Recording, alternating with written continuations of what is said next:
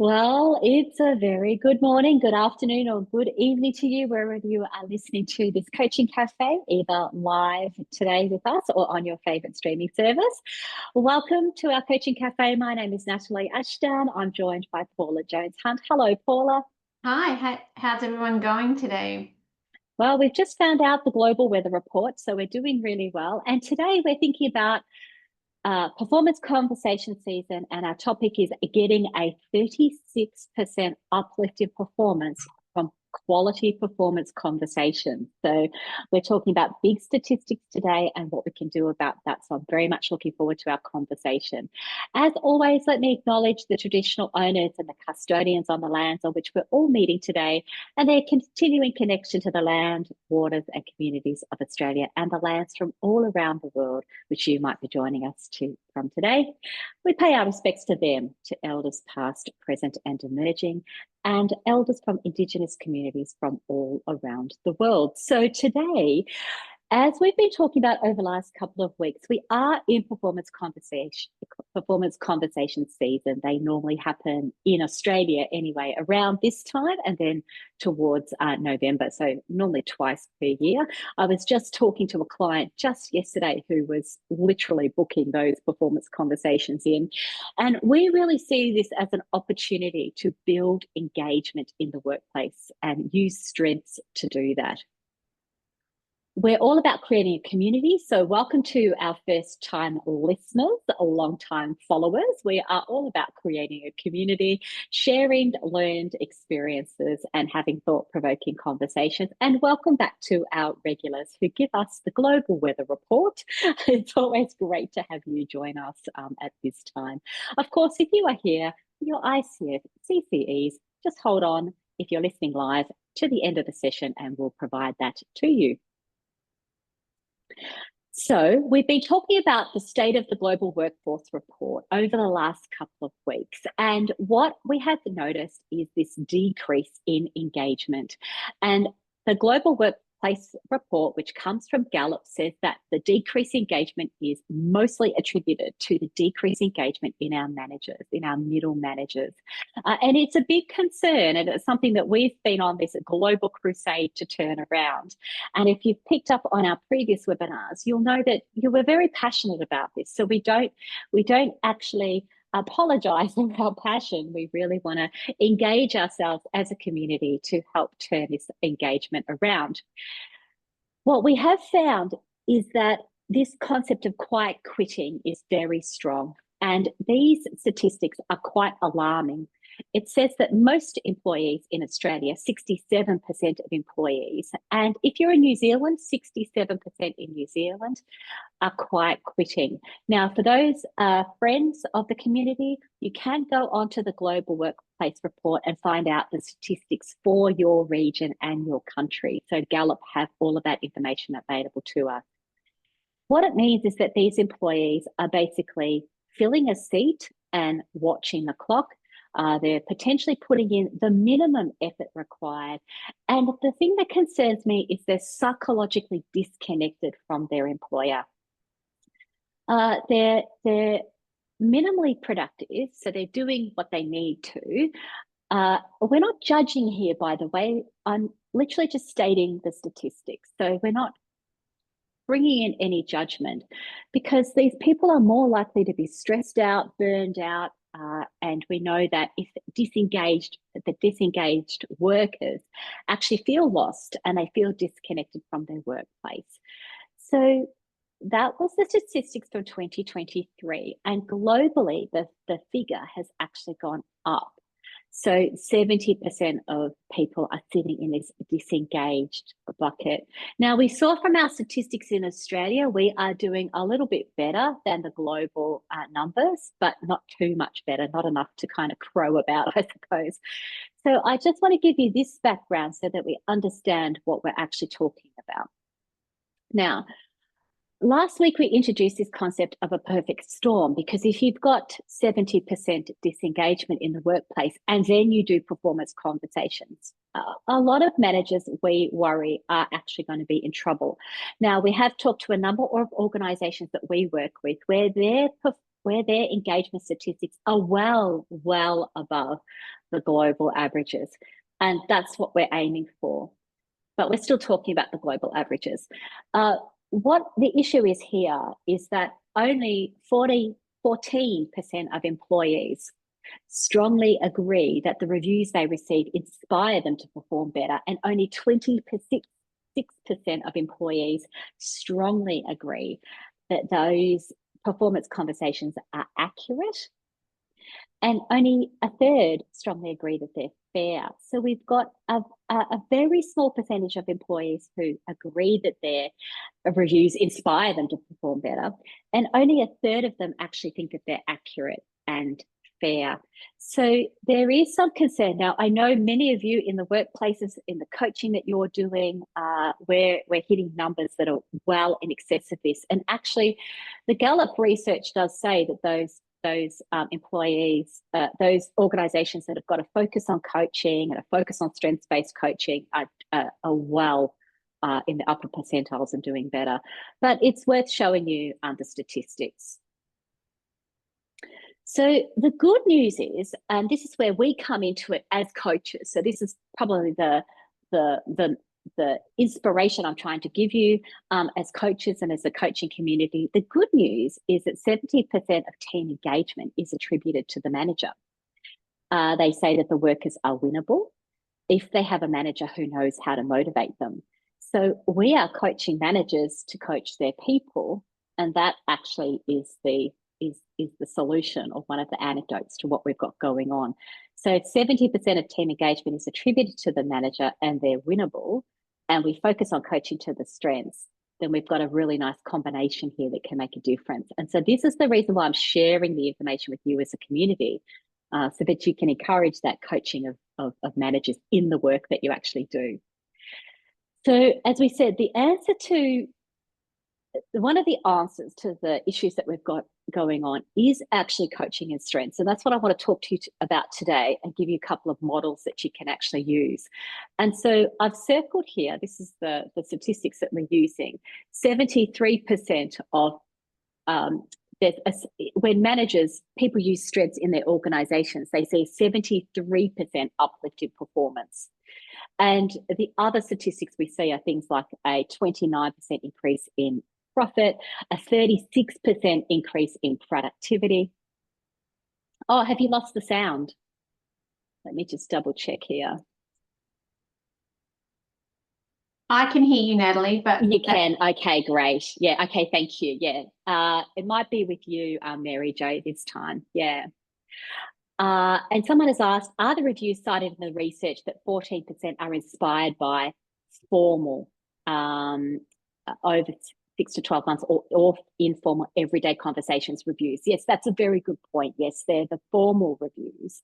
So their information might be a bit different for informal reviews. Thank you. And by the way, if you've got questions, please feel free to pop the message in the chat box for us as well. That's great.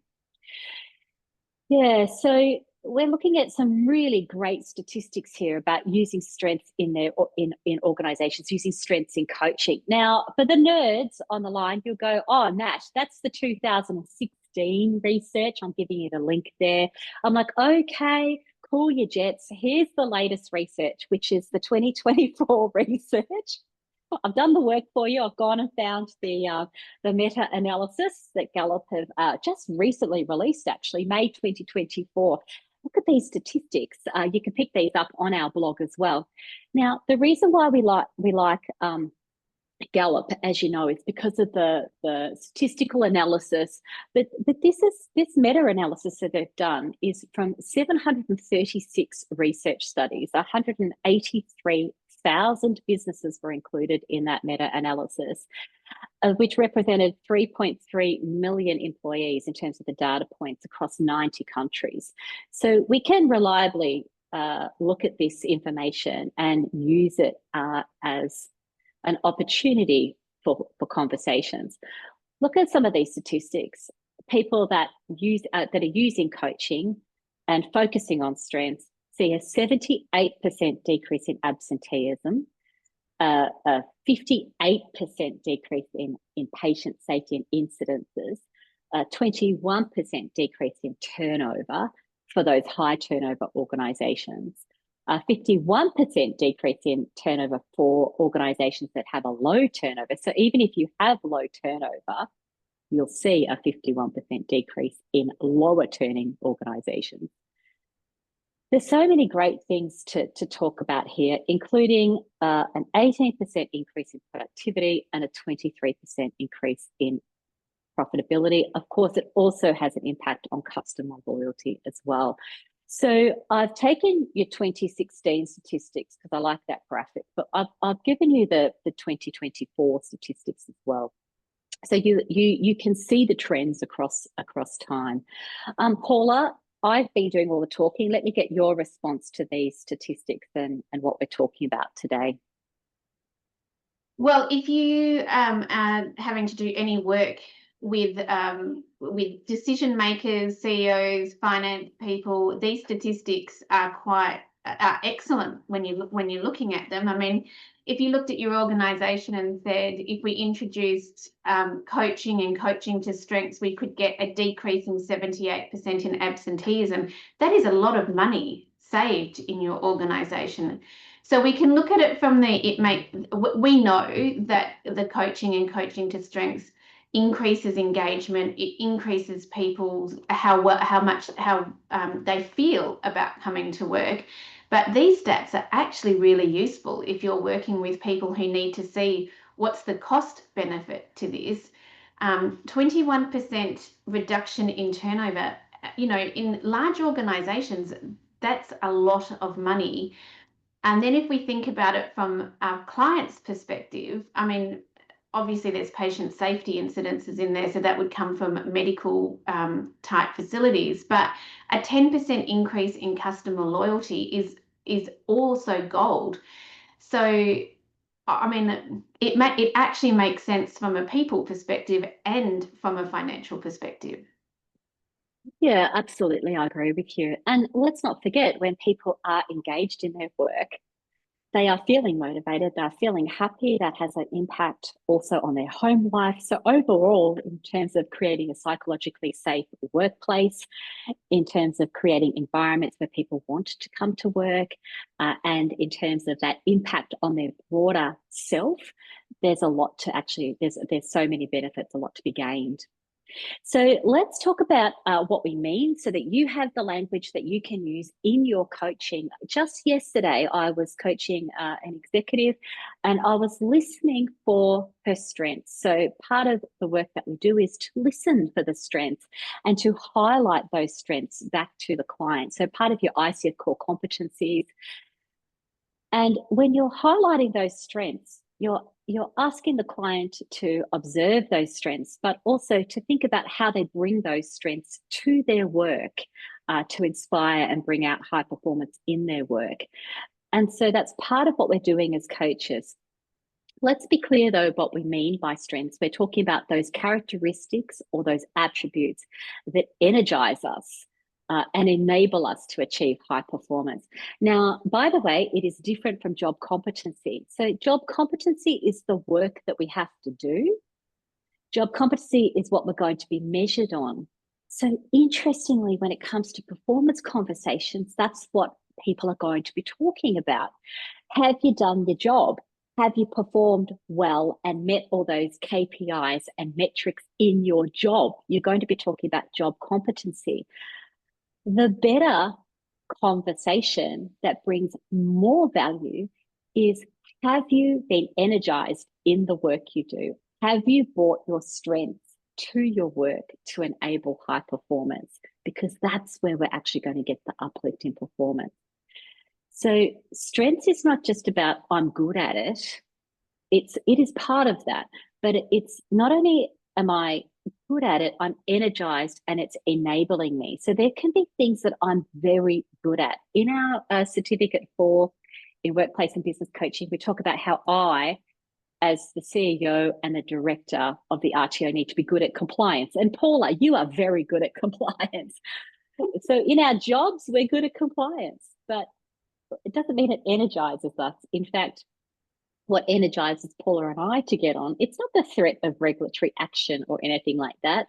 What energizes us is that we work together to achieve our goals. When it comes to compliance, that's what's energizing us. That's what enables us to high perform in our area of compliance. So we always use the compliance because we think a lot of people will relate to that. And what you hear there is the strength that's been energized is collaboration and working together to achieve our goals. So goal-driven and collaborative, as opposed to that's a positive and a positive mindset, a positive approach to take, as opposed to, oh, we have to do compliance, otherwise the regulators will come after us. So a completely different way of thinking about it. And I heard you chuckle, Paula. Are you twitching now because of compliance? No, I think there's lots of people in the world who are good at their job and they get more of that job, and there's lots of that in their job, but it doesn't energize them. So what you've got is people who are doing a job that they're good at, but they don't love, or it doesn't energize, it doesn't excite them to do it. And so that means that it's just not interesting for them. In actual fact, they're not thinking about, how do I engage in this and what could I do with this? They're really just rocking up, clocking in, clocking out, because it was identified they were good at that job. Yeah, that's right. So what you're really talking about here is it's not energizing them to high performance, and that's where strengths comes into it, and that's where the disengagement comes into it. And of course, that's why we're linking it to performance conversations, because we have this wonderful opportunity to actually have that conversation, not just about are they doing the job, but what's energizing them about it. So we're thinking here about people playing to their strengths, and when people are disengaged, it is highly likely that they are underplaying their strengths. So I love this little graphic. The green in the middle means we're playing to the strengths. On one hand, you've got overplay, which is the red zone, and on the other hand, you've got underplay, which is the yellow or the orange zone. So if people are underplaying their strengths, they are literally warming the seat, they feel disengaged, then they're not bringing their best self to their work. They're more they have a lot more to give in terms of what they can bring, but they think, what's the point? Why should I? And so that feeling of real disengagement actually kicks in. So what we are looking out for in performance conversations, in our opinion, is the underplay, is that people could have strengths that they could bring to the workplace, but because of the disengagement, they're not bringing it. And so as coaches and as leaders and managers, this is actually where the real game is to be played. And that's what we're offering you. So, okay, how do we identify the strengths? I'm glad you asked. For those that work with us, you will know that we have the Strength Scope profile, which we're accredited to deliver. And that comes out of the UK. And it shows this wonderful graphic that can actually show the 24 workplace strengths in the workplace, but not everybody has budget for that. So let's move on. Let's talk about coaching to strengths. The approach we take to coaching to strengths is quite straightforward. What we're highly recommending in performance conversations is, yes, we're talking about what you actually did in the last 6 months, whatever it might be. But what about these beautiful questions that we can add to the performance conversations? Tell me, what energizes you most about your work? And how do you bring those strengths to your work? Now, of course, as soon as I wrote out this question in preparing for our conversation today, when I thought, what energizes you most about your work? I imagined a conversation that people could be having with their employees, and they go, nothing energizes me about my work. And I thought, okay, how do you respond to that? But then I thought, hang on a second, that is exactly what we're talking about. So if nothing energizes them about their work, of course they're going to be disengaged. You have actually opened up the opportunity to have this new and different conversation. And that is actually the point. So if you get the negative response, nothing energizes me about your work, that's actually okay. We can do something with them. We have identified underplay, and that's actually what we're trying to do. If we think about what energizes you most about your work, and they say this, this, and this, then we can talk about how do you bring that to your work. Again, they could say, I don't, I can't. Great opportunity for a conversation. But I do like these other questions that extend the thinking and the feeling around this to say, well, what does it look like, or what does it feel like to play to your strengths? Again, Paula, I know you've had conversations in your past life where they go, I don't know, I can't remember.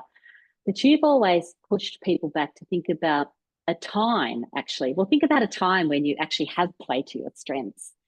And what was it about your job that you enjoyed so much that we could potentially bring to this role? Now, people say that we are, skipping through the daisies and strumming guitars when we talk about this, that we can't just change people's jobs. But let's face it, if they're completely disengaged, we have to do something. Maybe we can't change the job they're doing. Think about our colleagues at Air Force that are posted into the roles for 2 years. You can't change the job. The Australian government requires you to be in that role. But we can think about what energizes you the most and how do you bring that to your role. Now, the wonderful thing with organizations like Air Force is that many of them love growing and developing people and are using their coaching skills, as we found out last week in International Coach Week. They're using their coaching skills to develop and grow people. That's what energizes them about their job. That's why they're high performing in their workplace. And that's why they can do the jobs that we need them to do to serve the country. Paula, I need to pause. I'm getting on the bandwagon here. So what are your thoughts?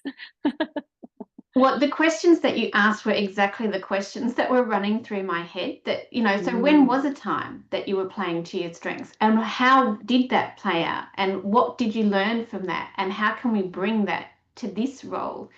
Everyone has jobs in their role that they don't love to do. I don't know anyone who doesn't, but there's always something that's not great.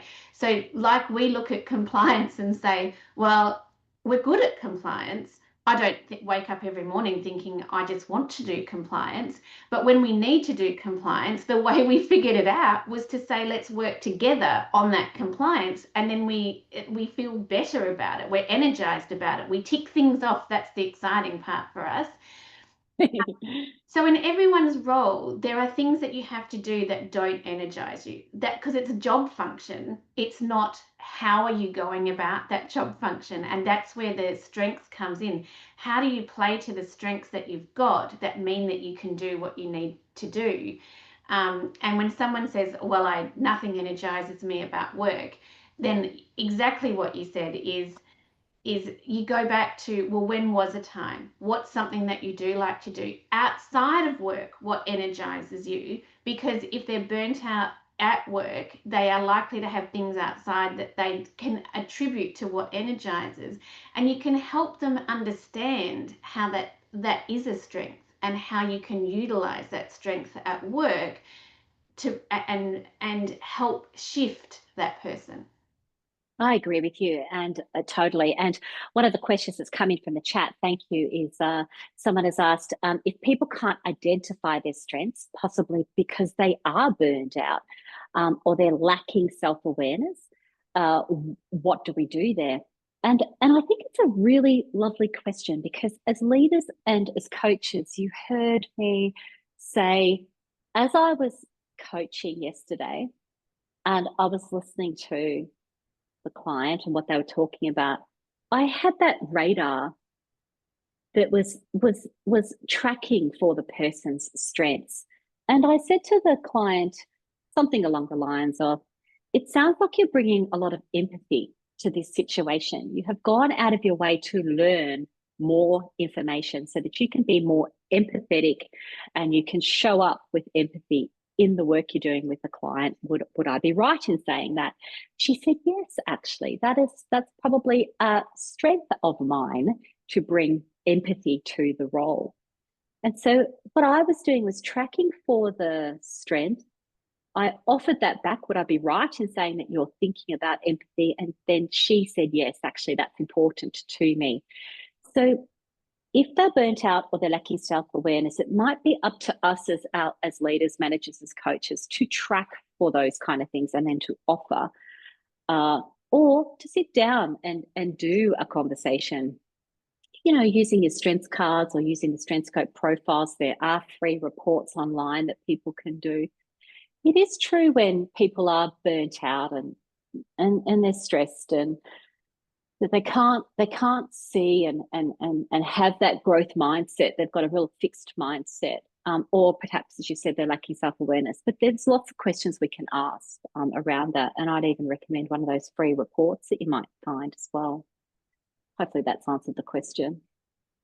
We can think about questions like also in terms of, is there underplay or overplay going on? The classic example I have around underplay is I was talking to a group and they were talking about, we're talking about strengths and what strengths you bring to the workplace. And a lady that was in the workshop that I delivered, she had creativity as a strength. And I said to her, oh, how do you bring creativity to your workplace? And she says, I don't actually.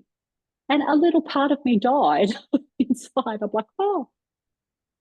I said to her, so you have ideas, creative ideas, how to make the workplace a better place and how to bring process improvements to the work. And she said, yes, that's what we had been talking about. And I said, well, what are the obstacles or barriers that are preventing you from bringing that creativity to the workplace? And she says, nobody cares. I've tried to come up with new ideas and implement new ideas, but nobody cares.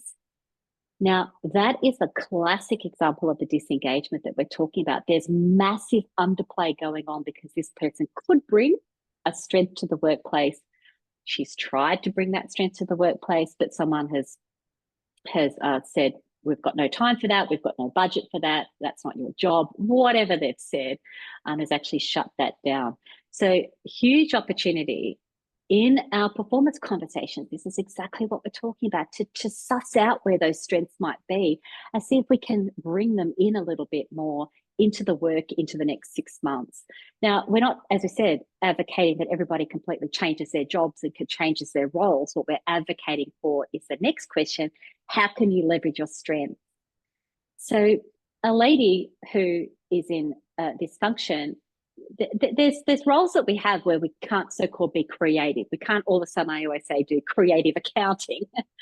But maybe there is ways that creativity can be brought into the workplace in terms of, I don't know, how they trick up the workplace or put things around their workplace, or creative ideas they have for whatever it might be, morning teas, whatever. There's creativity and there's all the other strengths that can be brought. It doesn't actually have to just be about the job function. And then, of course, as part of our performance conversations, we can then ask, how can I support you? So what energizes you most? How do you bring those strengths? What does it look like, feel like? Where is there underplay if there is? How can you leverage those strengths over the next 6 months? And how can I support you? So what would it mean? And we can guarantee, but it's not just up to us to guarantee, is it? We see the statistics. All the statistics are out there to say this actual approach is not just strumming guitars and skipping through the daisies. It's actually a solid way to turn engagement around. And so that's what we'd like to offer you. So the good news is managers that receive training, they cut extreme disengagement in half. But half of the world's managers, only half of the population of managers say that they've received adequate training. And then we know that teaching managers to have effective coaching techniques can boost performance from 20 to 28%. So as Paula said, if you're building a business case for coaching in your workplace, then you can use these statistics straight out of Gallup. If you are a coach in your workplace, then know that the work you do here, just like I did yesterday with my client, is actually where the main gain and the value is. So it's affirming the work that you're doing as well. And finally, it's a call to action for all of us to make sure that we really are in our coaching tracking for those strengths, putting them in front of a client, allowing them to reflect, allowing them to think about what does it mean if I brought those strengths to my workplace. Performance conversations is the big opportunity to do something different, and that's what we're offering you today. So there you go, a fast and furious overview of some of the really important statistics that we're seeing, a really important approach that you can take, hopefully a practical approach with key questions you can ask, and hopefully that gives you the enthusiasm, the motivation to do things differently. And of course, check in with us, tell us how you're going. And of course, a lot of you are coaching managers to coach their people. So quite simply taking a screenshot of those slides and handing those to your managers to get them to ask better questions is going to make a massive difference. So we say, as always, go well with your coaching, enjoy your coaching. Check in with us if you want to talk more about our certificate in workplace and business coaching, or our amazing new updated diploma of leadership coaching. And we're getting quite a bit of interest in mediation at the moment. There's a bit of stuff going on out there in our workplaces that we can help you with as well. So as always, everybody, enjoy your coaching. We look forward to catching up with you to discuss more about performance conversations at our next opportunity. Go well.